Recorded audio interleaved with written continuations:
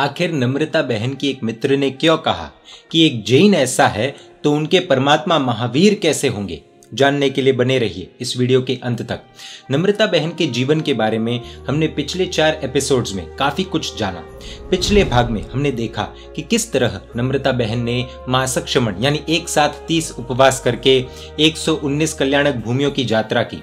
अब नम्रता बहन के जीवन को थोड़ा सा रिवाइंड करते हैं और देखते हैं कि नम्रता बहन के कारण अनेक लोगों के जीवन में क्या परिवर्तन आया। जैसी संगत वैसी रंगत, यह मुहावरा हमने कई बार सुना है। आज इस मुहावरे को सही उदाहरण के साथ देखेंगे। बहन नम्रता की एक मित्र, एक फ्रेंड रुचिता ने कहा कि वैसे तो नम्रता मेरी फ्रेंड है, पर हम सब फ्रेंड्स उन्हें अपना मेंटर यानी गुरु ही समझते हैं। कोई भी समस्या में उनकी ही राय लेते हैं। हम सबसे जो भी गलती होती वो दोबारा नहीं होने के पीछे नम्रता की ही मेहनत है। मित्र रुचिता ने एक घटना बताई कि जब नम्रता जी पहली बार मिले तब हम सब एक क्लब में बैठे हुए थे। मैंने सभी के लिए बियर ऑर्डर की। तब नम्रता ने कहा कि मेरे लिए नहीं। सबको पता था कि वो बहुत धार्मिक है, पर यह बात मुझे तब पता नहीं थी, तो मैं ऑर्डर दे रही थी। तभी सबने कहा कि हम सब नम्रता जी के साथ में हैं, इसीलिए हमारा भी ऑर्डर मत करो। रुचिता ने पूछा कि वो साथ में है तो क्या हुआ, उन्हें कोई दिक्कत है क्या? तो बाकियों ने उत्तर दिया कि वे हमें कुछ नहीं बोलेंगे, वे पसंद नहीं करते तो हम भी उनके सामने ऐसी ड्रिंक्स ऑर्डर नहीं करते। उनके सामने ऐसे ड्रिंक्स ऑर्डर करके हम हमारे दोस्त की डिवैल्यूएशन नहीं करेंगे। तब एक मित्र ने कहा कि नम्रता जी ने हमें कभी मना नहीं किया, तो हमें लगा कि उनको इच्छा नहीं होगी और हमने भी उनको कभी फोर्स नहीं किया। उस वक्त नम्रता जी की आंखें भर आई। दूसरी बार जब गए तब भी नम्रता ने ऑर्डर नहीं किया और उनकी आंखों में आंसू दिखे। तो रुचिता ने पूछा कि क्या हुआ, रो क्यों रहे हो? लेकिन नम्रता ने कोई उत्तर नहीं दिया, मौन रहे। कुछ दिनों के बाद फिर से जाना हुआ, वही दृश्य फिर से। मित्र ने पूछा कि क्या हुआ, रो क्यों रहे हो? आप बोलोगे तभी तो पता चलेगा ना हमें, हम दोस्त हैं आपके। नम्रता ने उत्तर दिया कि मैं आप सबको कुछ बोल नहीं सकती, बोलते उन्हें हैं जो अपने होते हैं। फ्रेंड्स तो वो होते हैं जो बिना कुछ बोले मन की बात समझ जाते हैं। उस दिन सभी दोस्तों को अपनी दोस्ती पर धिक्कार महसूस हुआ कि हम जिसे अपना बेस्ट फ्रेंड मानते हैं वो हमें कुछ बोल भी नहीं पा रही है। दोस्तों ने बहुत रिक्वेस्ट की, तब नम्रता ने कहा कि यह अच्छी बात नहीं है। आपके माता पिता ने बहुत भरोसे से आपको यहाँ पढ़ने के लिए भेजा है और आप लोग यहाँ पर शो ऑफ में, ट्रेंड की आड़ में ऐसी चीज़ें अपनी पेट में डालते हो जो आपको ही नहीं बल्कि आपके पूरे परिवार को बर्बाद करके रख देगी। पहले तो सोचा कि आपको बोल देती हूँ, फिर लगा कि कहीं मैं आपको जज तो नहीं कर रही हूँ, इसीलिए नहीं बोला। सभी दोस्तों को लगा कि नम्रता जी हमारी मित्र है, माता पिता नहीं, सिर्फ मित्र है। फिर भी हमारी इतनी फिक्र, हमारे लिए उनकी आंखों में आंसू और पीड़ा, यह देखकर सबने जीवन भर के लिए शराब कभी नहीं पीने का नियम ले लिया।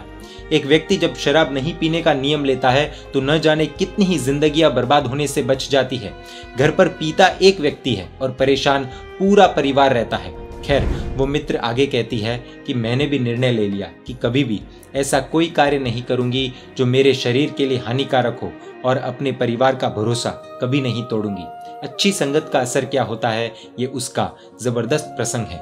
नम्रता बहन से जुड़े 600 लोगों का एक ग्रुप है जिसमें 400 लड़कियां हैं और 200 लड़के हैं। सारे के सारे व्यक्तियों का जैन धर्म से कोई परिचय नहीं है। ये सारे मेंबर्स नम्रता को ही अपना मेंटर मानते हैं और नम्रता से मिलने के बाद, उन्हें समझने के बाद सभी ने जीवन भर के लिए शराब, सिगरेट, नॉनवेज छोड़ दिया। नम्रता ने अपनी 21 वर्ष की उम्र तक 162 लोगों को आत्महत्या करने से बचाया है। इनमें से एक तो 12 वर्ष का बच्चा भी था जो सिर्फ 7th क्लास में पढ़ता था और माता पिता मोबाइल फोन नहीं दिला रहे थे, इसीलिए आत्महत्या करने जा रहा था। नम्रता की करुणा और बहादुरी की चरम सीमा का एक प्रसंग जानने जैसा है। यहाँ पर हम जगह का नाम लिए बिना ये प्रसंग बताएंगे। एक शहर में गंदे लोगों के हाथों से 52 लड़कियों को नम्रता ने छुड़वाया और दूसरे अच्छे रोजगार में शिफ्ट किया था। प्रोस्टिट्यूशन से लड़कियों को छुड़वाना कितना खतरनाक कार्य है, इसका अंदाजा हम शायद कभी नहीं लगा पाएंगे। कीचड़ में हाथ डालने से पहले लोगों को अपनी इज्जत या जिंदगी खत्म होने का खतरा भी रहता है। फिर भी पराक्रम करके नम्रता ने ऐसे लोगों से जंग लड़ी और 52 लड़कियों को नरक से बाहर निकालकर एक दृष्टि से देखने जाए तो जीवन दान दिया।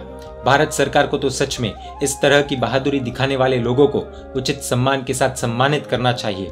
नम्रता बहन का गिरनार जी तीर्थ से जुड़ा एक जबरदस्त प्रसंग है जो हम अगले भाग में यानी कि एपिसोड 6 में देखेंगे। हम जो प्रसंग बता रहे हैं वे सब संक्षेप में हैं।